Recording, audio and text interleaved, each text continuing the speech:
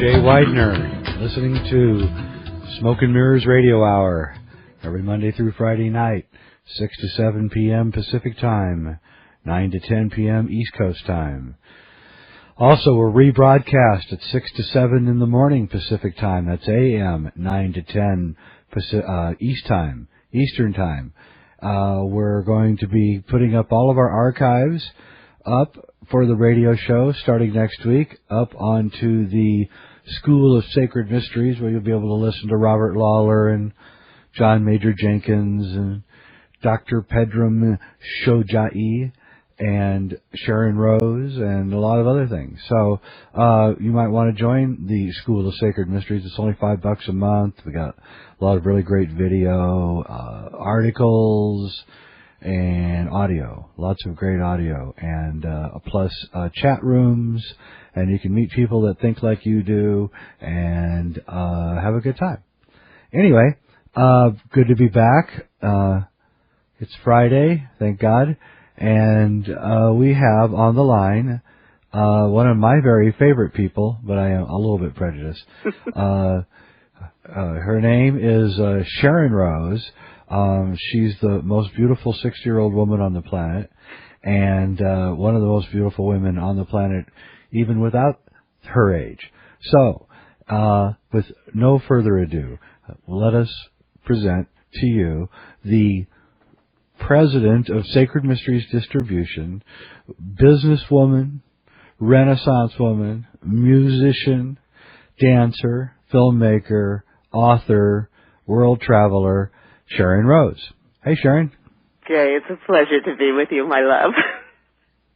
Yes, I did forget to mention one thing, of course, and that is that Sharon is also my wife, which makes me a little prejudiced, of course. But anyway. I'm down here in Los Angeles in Manhattan Beach looking at the sunset as we speak. It's so beautiful. Yeah, well, that's good. Life is good. So, Sharon, what made you, you've done all these different things in your life, and now you're working on, I presume, new projects in music and movies. What do you think your primary message is? My primary message has to do with the nature of the heart and the reemergence of a way of being in the world that is totally aligned with nature and spirit. I feel that this is why I am here on the planet. And I really feel that the way to achieve this is through the arts, through dialogue, through contact, having very, very deep, once again, contact with nature herself.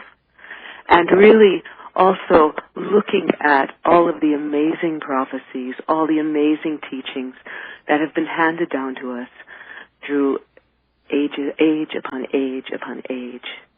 We have such great tools these days for transformation. I feel that we're in this amazing transformative time. As we well know, the mainstream media is completely obsessed with fear. They're completely obsessed with the end of the world. Since they even began, and particularly through the work of a clever man named Edward Bernays, who was the nephew of Sigmund Freud, who wrote this book called Propaganda, and a few others, there has been a concerted effort to alter what I refer to as the psychic, energetic, emotional landscape of society and move us away from these beautiful, time-honored values and connection with each other. So the work that I do is to bring us back together, to bring us to what Robert Lawler referred to, is that real sense of unity, but that diversity within that unity. And all the work I've done throughout the world in many cultures with children and many, many people has been about looking at what we all have in common in the most beautiful way, not the commonality of, we all want to fight each other, but what is there symbolically, what is there energetically? What is there from a perspective of music, art, storytelling, all the ancient traditions that really can connect us back into community, to global community? And I have always, since I've traveled throughout the world and trained in so many different artistic traditions, I really feel that this sense of diversity will lead us, and this glory of diversity and the beauty of each culture, understanding that and seeing that and speaking that, will have the potential to bring us back into what I feel will be a wonderful global community rather than this other kind of uniformity that what some call the New World Order or the One World Government that you speak about is doing their best to impose upon it. I think this is a complete mistake. I certainly agree. I certainly agree with that. It is odd that the people who promulgate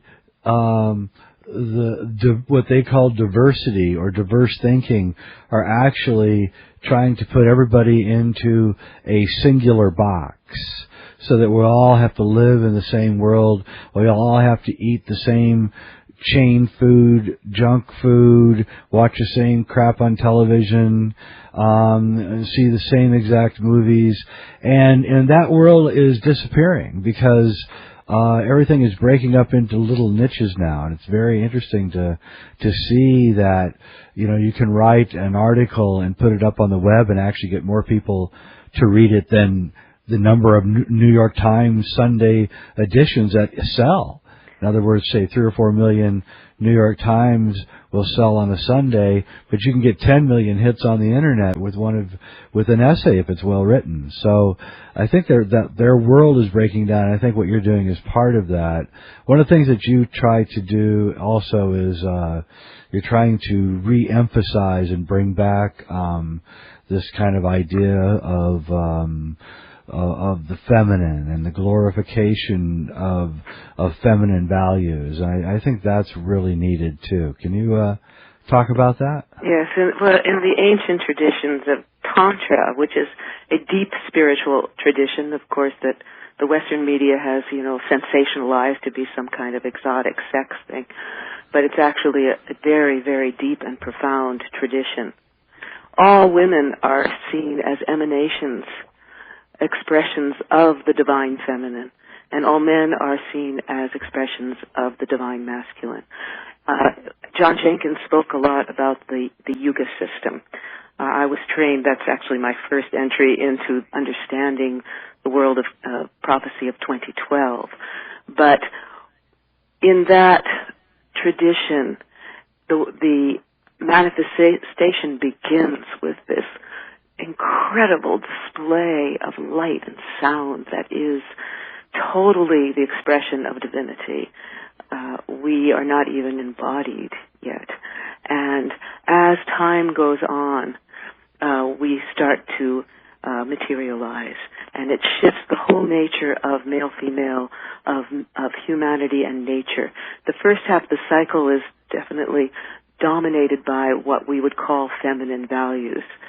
The people are hunter-gatherers. They're still walking the land, the dream paths of the land, totally in communion with the cosmos. Their bodies are seen as incredible vehicles, divine vehicles for communion with each other. Sexuality is seen also that way, as a way to come the closest to experience divinity within yourself.